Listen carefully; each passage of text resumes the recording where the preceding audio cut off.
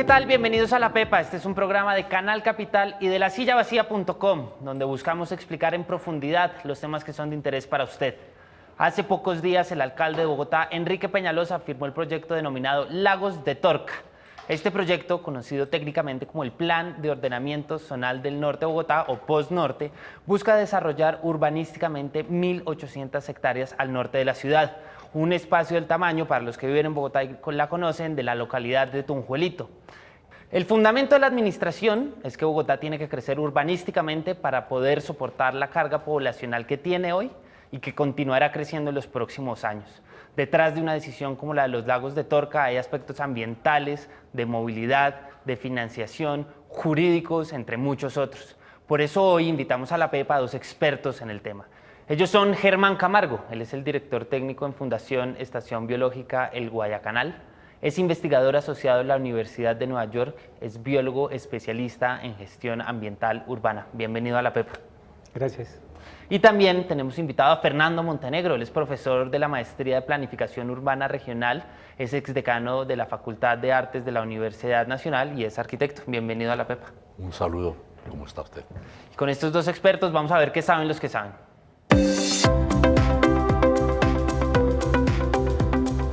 Fernando, esta es una discusión que viene desde hace mucho tiempo en la ciudad y es una discusión bastante técnica, pero que en el fondo tiene un problema de crecimiento de la ciudad. ¿Dónde meter 4 millones de personas que se supone que va a crecer la ciudad en los próximos 3 años? ¿Por qué no nos describe un contexto general para tener unas bases sólidas para entrar en discusiones más técnicas? Los temas de discusión sobre el crecimiento de Bogotá se inician por allá en una cosa que se llamó fase 2 en la década del 70. Desde allá empezó Bogotá a preocuparse por dónde ponía una población que venía creciendo muy fuertemente. Todos tenemos que recordar que Bogotá es una ciudad que se empieza a comportar como el resto de capitales latinoamericanas hacia la mitad del siglo XX. Y a partir de los años 70 se empieza una preocupación sobre cuál debe ser el tamaño de esta ciudad para acoger una población que realmente estaba llegando a la ciudad. El primer debate sobre la zona norte se presenta en el acuerdo que se llamó el Acuerdo 6 de 1990, en donde se propone hacer un trabajo sobre una zona que se llamaba la zona de transición del norte de Bogotá. Y es el primer intento por ver qué se hace con esa zona y cómo se recibe una población creciente. Evidentemente, en ese primer momento, lo que se percibía que podía pasar era un proceso de suburbanización para reemplazar los procesos de suburbanización que posiblemente se presentaban en el resto de la sabana. Hoy, ¿cuál es el contexto en el que nace este proyecto? De allí se pasó al Plan de Ordenamiento Territorial, y el Plan de Ordenamiento Territorial lo que hizo fue tratar de entender cuál iba a ser el crecimiento poblacional de la ciudad y, por tanto, cuál es la demanda de suelo que ese crecimiento poblacional necesitaba. Ya se entendía en el POT del año 2000 que Bogotá era una ciudad densa, que iba a seguir siendo densa y que se iba a comportar como una de las ciudades más importantes del continente latinoamericano. Y digamos que allí se empezó a trabajar en el proceso de prever el crecimiento al norte de Bogotá. En ese momento se mencionaba que eso era para prevenir una posible urbanización del resto de la sabana, que es un terreno agrícola bastante importante del país, ¿cierto? Y se discutió eso.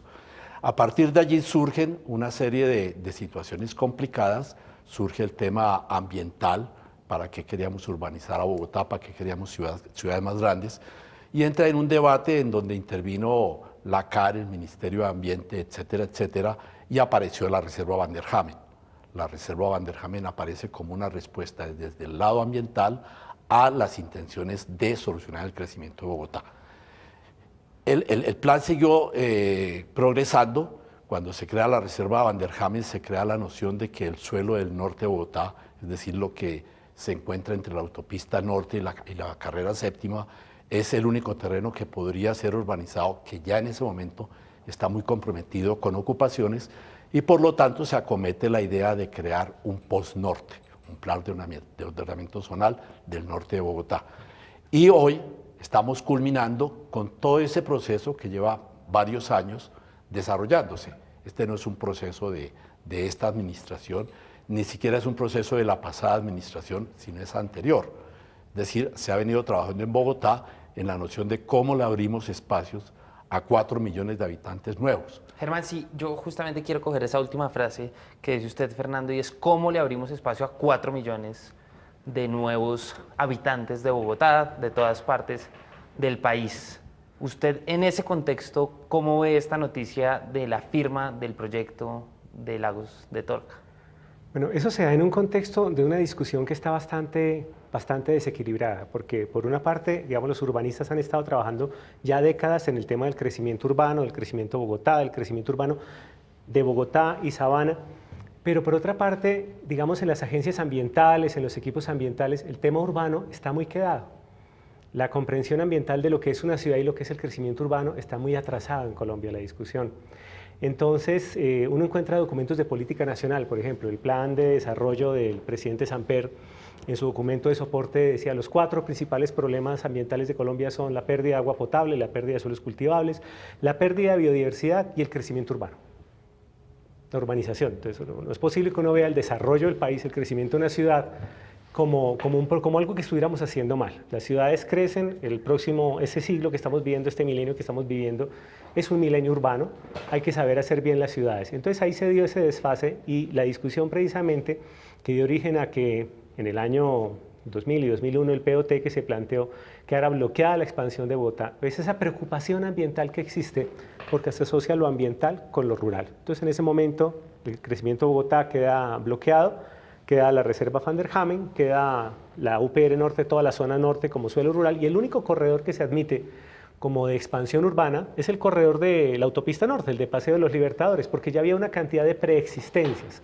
urbanizaciones, colegios, industria, hipermercados. Como un crecimiento ahí medio Había un orgánico. crecimiento desordenado a lo largo de un corredor vial muy importante, pero además sobre 2 errores grandes de crecimiento. El primero, cuando Bogotá comienza a buscar una ruta del norte, que eso es una historia muy antigua, que se remonta a la época de los próceres y de Codazzi y demás, encuentra una vía muy lógica, que es hacer la carretera central del norte, la séptima, que va por el pie de los cerros, busca los terrenos mejor drenados para salir a Tunja. Pero con Gustavo Rojas Pinilla hay una idea de que la ingeniería puede resolver cualquier reto que la naturaleza le plantee. En esa idea positivista de la ingeniería, la naturaleza es un enemigo a vencer, si el ingenio del hombre debe mostrar cómo, y lo ingenioso fue pasar una autopista por la mitad de un humedal gigantesco. Ahí está la autopista norte por la mitad del humedal de Torca y Guaymaral, que desde entonces quedó fragmentado con todos los problemas de drenaje que eso le causó al mismo humedal y a los terrenos vecinos. Entonces, antes de entrar en esos temas que ya veo que hay muchas aristas que uno empieza a ver, a que vayamos un segundo a la calle y veamos qué preguntan en la calle. Oye, ¿y cuándo comenzará la construcción del nuevo proyecto del norte de Bogotá? Fernando, esta es una pregunta que es bastante técnica, pero que nos va a enrutar hacia los argumentos más específicos de todo este proyecto. ¿Cuándo debería arrancar este proyecto? ¿En qué consiste, por supuesto? ¿Y por qué debería arrancar en ese momento? A ver, desde la experiencia que yo tengo, este es un proyecto que debe haber arrancado con el POT del año 2000. Estamos atrasados. La ciudad por primera vez, después de todos los planes que yo le mencioné, asume la responsabilidad de ampliar los horizontes de crecimiento de la ciudad por primera vez.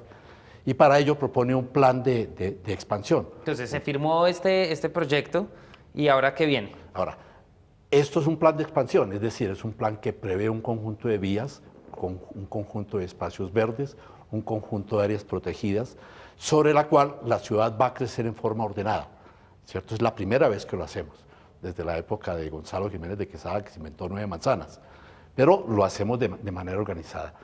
En ese evento estamos atrasados. Ciudad Salitre no fue un suelo de expansión, Ciudad Salitre fue un crecimiento al interior del perímetro urbano, ¿cierto? Y si usted lo revisa con juicio, el perímetro urbano de Bogotá no crece desde hace 30 o 40 años. Entonces la propuesta ahora es, bueno, tenemos que crecer, vamos a urbanizar esa zona que se llama Post-Norte. Eso, y vamos a hacerlo bien.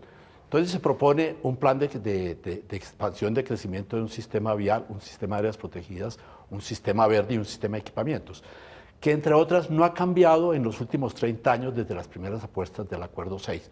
Las vías siguen siendo las mismas, la recuperación del humedal Torca-Guaymaral sigue siendo el mismo, la apuesta de los cementerios que existen en la zona sigue siendo la misma, y la noción de un conjunto de colegios, universidades e instituciones que había en la zona sigue siendo exactamente igual. Usted menciona ahí un tema que es el humedal Torca-Guaymaral, que me hace pensar, por supuesto, en un debate ecológico que yo creo que va a ser el antecedente a la Van der Hamen. ¿Usted cómo ve esta planeación en términos ecológicos? Yo retomo lo que dijo Fernando. El perímetro urbano no ha cambiado en 30, 40 años, por diferentes razones. Las últimas han sido ambientalistas. Y la idea de que la ciudad no crezca justamente en el ápice de su crecimiento, o sea, en el momento en que Bogotá tenía mayor inercia de crecimiento económico, infraestructura, población, negocios, dotaciones, justamente cerramos el crecimiento de Bogotá. Eso dio lugar a unos fenómenos muy sencillos. Toda la expansión informal en el oriente, el suroriente y el sur de los estratos más bajos, toda la dispersión suburbana de los estratos más altos hacia el eje de Chicota, Chía, Cajicá, incluso Zipaquirá, Tocancipá. Y por supuesto, la ciudad que no tiene suelo comienza a expulsar cosas, comienza a expulsar la industria, comienza a expulsar dotaciones. Entonces tenemos en el eje de la autopista norte, como no seguimos creciendo y no hicimos más ejes viales hacia el norte, entonces lo que hicimos fue conducir toda la movilidad de la ciudad en un solo trancón hacia aquellos usos que ya habíamos expulsado por falta de suelo urbano. Entonces estamos pisándonos los cordones de un zapato con el otro zapato, no tenemos movilidad, expulsamos el crecimiento en desorden. Pero perdón que le insista, ¿cuál es el debate ambiental que muchos ambientalistas están criticando con esta aprobación? Bueno, el debate ambiental, ¿cuál es? En últimas, la ciudad partió un humedal y fragmentó una estructura ecológica que no va de los cerros orientales hasta el río Bogotá. Va de los cerros orientales al humedal de Torca y del cerro de la Conejera al humedal de Torca. Esa cuenca, que es la cuenca de Torca y Guaymaral, si se quiere. ese valle, que es un valle cuaternario, esa es una estructura geológica, esa no hay que inventársela, la tiene la naturaleza, está hecha de dos fallas geológicas, la falla de Usaquén y la falla del Boquerón, que van a formar el valle del humedal. Y eso lo partimos con ese eje donde no solo mandamos una autopista, sino que mandamos una serie de usos en desorden, ¿sí? Y estamos atormentando la naturaleza y atormentando a las Pero personas entonces, que ¿cuál tienen es la que vivir allí. crítica que mucha gente ha salido a preguntar y a criticar? Porque hay unos malos entendidos, digamos. El primer malentendido es que Lagos de Torca es el primer paso para quitar la reserva y cambiarla por urbanización. ¿Usted cree que eso es verdad? No, como le digo, este es un proyecto que lleva 30 años exactamente, quedó recortado por la decisión, digamos, general de la ciudad de hacer la reserva Van der Hamen y de no urbanizar el suelo rural que existe. ¿Pero usted no al cree que occidente de la sea autopista. el primer paso hacia la Van der Hamen? Para nada. Es que este es un proyecto que viene estudiándose hace mucho tiempo y lo estudió la administración de Petro, lo estudió la administración de Moreno. Es decir, esto es una cosa que se estudió cuando paralelamente se estaba definiendo, entre otras, los planes para mantener la Van der Entonces, Hamen. ¿cuál es el beneficio ambiental, Germán? La reserva Van der Hamen es un eje que atraviesa Lagos de Torca, ¿sí? Viene desde el Cerro de la Conejera y atraviesa de occidente a oriente Lagos de Torca. En las decisiones que se tomó en aquel momento por parte del Ministerio de Ambiente y de la CAR y que acogieron todas las administraciones distritales hasta la presente, Lagos de Torca va por todo el corredor de la autopista norte, la reserva Van der Hamen se cruza exactamente en sentido perpendicular. Lagos de Torca ocupa un suelo que fue excluido de la reserva por las decisiones de la CAR y del Ministerio, ¿sí? Y la reserva está en otro suelo. Obviamente, para que esto ecológicamente funcione, hace falta hacer lo que se hizo en el diseño de Lagos de Torca. Lo primero, ¿Qué es qué? arreglar el problema de la autopista norte sobre el humedal. O sea, elevarla. Elevar la autopista norte para que el humedal recupere su funcionamiento hidráulico y ecológico. Ok, lo siguiente, devolverle al humedal una serie de áreas que no han sido urbanizadas y que siguen siendo inundables, lo que llamamos las zonas ecológicas complementarias. Como esto es un plan zonal, no podemos cambiar la estructura ecológica que tiene el POT. Pero la forma de darle más área, más espacio al humedal y amortiguar la vecindad urbana es hacer esas zonas ecológicas que son para que las personas puedan llegar allí y tengan servicios. Claro, porque la gente, y perdón que vaya como al argumento más básico, la gente dice, ¿cómo va a ser ambientalmente algo bueno si lo que van a hacer es construir? Fernando. Porque mire, el problema ambiental, la ciudad forma parte del problema ambiental. La ciudad no es ajena al medio ambiente. Es un medio ambiente distinto, ¿cierto? La ciudad lo que es opuesta al medio natural, eso es otra cosa. Pero el medio ambiente existe dentro de Bogotá. Entre otras, es un medio ambiente no tan malo como todo el mundo lo pinta. Bogotá no es una ciudad fatalmente tratada desde el punto de vista ambiental. Es una ciudad, yo siempre lo he dicho, que tiene como tres grandes ventajas. Una, es una ciudad muy densa, es la ciudad más densa de todo el continente. En América no existe una ciudad tan densa como Bogotá. Y cuando existe densidad, existe una contención del desarrollo urbano, existe una ciudad que compacta, que no ocupa suelos agrícolas ni ocupa suelos de protección, y digamos que esa es una de las grandes ventajas de esta ciudad. Y ojalá podamos seguir manteniendo esa Y entonces, idea. ¿por qué el proyecto es ambientalmente sostenible? El otro gran elemento que tiene Bogotá es que tiene al lado un elemento de protección, un elemento natural sumamente importante, que son los cerros orientales que se extienden hasta el Sumapaz. Y ese es uno de los grandes, de las grandes potencias que tiene Bogotá. Es decir, Bogotá se compensa en su crecimiento con algo que casi ninguna otra ciudad tiene en el mundo. Y ahí como entran ¿Cierto? Lagos de Torca. Existe una mutua relación.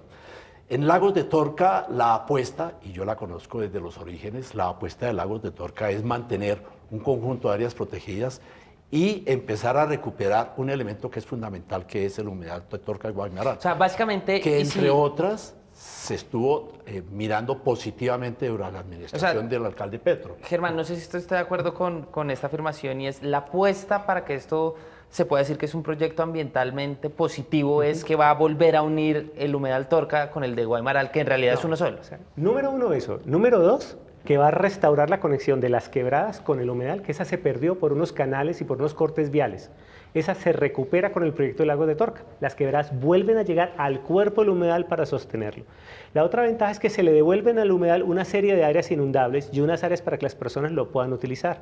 La otra ventaja, que se crea una serie de corredores ecológicos para que las dos piezas de la reserva Van der Hamen, la que está hacia el lado del río y la que está hacia el lado de los cerros orientales, tengan conexión a través de la quebrada Las Pilas, a través de la quebrada Aguascalientes, a través de la San Juan, a través de la quebrada La Floresta. Pero lo más importante, que es difícil de entender por el enfoque ambientalista convencional, la conexión ecológica más importante es la conexión entre las personas y la naturaleza. Nosotros estamos creando dentro de un urbanismo de 1000 y pico de hectáreas, estamos creando un espacio público de 600 hectáreas. Estamos hablando de más del 40% en espacio público en el proyecto. Que no necesariamente quiere decir ambientalmente espacio público efectivo, amigable. 600, pero esas 400... De esas 400, Porque un andén, pues digamos, de ambiental. pero espacio de esas, verde. Claro, pero de esas 465 son espacios verdes, ¿sí? Espacios verdes, además de otros espacios verdes que están en las vías y que no los contemos, pues si hablas de rondas, de parques lineales de quebrada, de la recuperación del humedal, y estamos hablando de los corredores ecológicos que se van a hacer en Torca, con cargo a los mismos predios, con cargo a los mismos propietarios y desarrolladores. Sí. Es el mismo urbanismo el que paga por eso. Que ahí quiero pasar al segundo tema. Entonces estamos hablando del punto de vista ambiental y de la necesidad histórica de un crecimiento que ya lo describimos. Pasemos al modelo de negocio urbanístico. Le falta la apuesta más importante que la ciudad da, no que la naturaleza tiene. Y es que Lagos de Torca va a tener una densidad sumamente importante, que va a seguir en línea con lo que Bogotá ha construido a lo largo de toda su historia. Claro, Fernando. Y ahí usted habla de construcción. Hablemos Sí. de cómo es ese modelo. El modelo... Porque mucha gente, digamos, critica esto como, claro, esto va a beneficiar a los constructores y esto es para que los financiadores de la campaña se enriquezcan. Pero aclaremos. A mí el problema de que la gente se enriquezca en la ciudad no tiene ningún problema. Todos vivimos en la ciudad para hacer exactamente eso. Aquí nadie vive para volverse pobre. Todos, el más pobre y el más rico, viven para eso en una ciudad como Bogotá. Y hay que acabar con esa idea de que somos unos comerciantes y no vemos más. Todos somos unos comerciantes. Pero lo importante... Claro, lo digo es porque es un bien público. Claro. Entonces enriquecerse con No, es una que, cosa pública. claro, la cosa pública es la creación de la ciudad. Y Entonces, en eso ¿cómo estamos todos. cómo funciona? Pero ¿cómo funciona? La ley 388, que es la ley de ordenamiento territorial, previó una serie de instrumentos de financiación y de urbanización, ¿cierto? Esos instrumentos buscan que cuando la ciudad se desarrolle con los recursos propios del sector privado que construye la ciudad y no los del sector público. Y eso fue algo sumamente novedoso. Estamos hablando de 1997, como producto de la Constitución del 91. Entonces, ¿cierto? hay una gente dueña de esos predios. Aquí hay unos dueños de esos predios, unos propietarios de suelo, a quienes les toca pagar lo que se llaman las cargas urbanísticas. ¿Qué es eso en dos palabras? Las cargas urbanísticas son las grandes avenidas, Entonces usted es dueño de los predio grandes parques, que se va a valorizar porque van a construir. me usted toca pagarlo. Tiene que pagar para Sí. que se construyan vías, parques, redes. rondas del río y demás. toca pagar. ¿Cómo funciona este tema de la fiducia? Rápidamente. Toca pagar. La fiducia es un mecanismo que se ha descubierto en los últimos años. La fiducia básicamente es una empresa, es la noción más Entonces, moderna como de que una se empresa, engloba todo ese en terreno. donde todos entramos a un negocio que se llama la empresa de Un Lagos poco de ciudad, Tolca, como Ciudad Verde en Soacha. que como fue- Ciudad Verde en Soacha, en donde hay un conjunto de propietarios del suelo que ponen su suelo. Entonces hay todo una el serie mundo de mete cargas su que suelo en un todos ellos paquete, pagan. se comprometen a hacer unas carreteras. Exactamente. ¿Y qué reciben a cambio? ¿Y qué reciben a cambio? Una cosa que se llama el aprovechamiento, es decir, la cantidad de metros cuadrados, la norma para desarrollar metros cuadrados, que son el negocio. Entonces, ¿quién paga la urbanización? El negocio inmobiliario. Es exactamente eso. Fernando y Germán, los invito a que vayamos a la pepa de este asunto.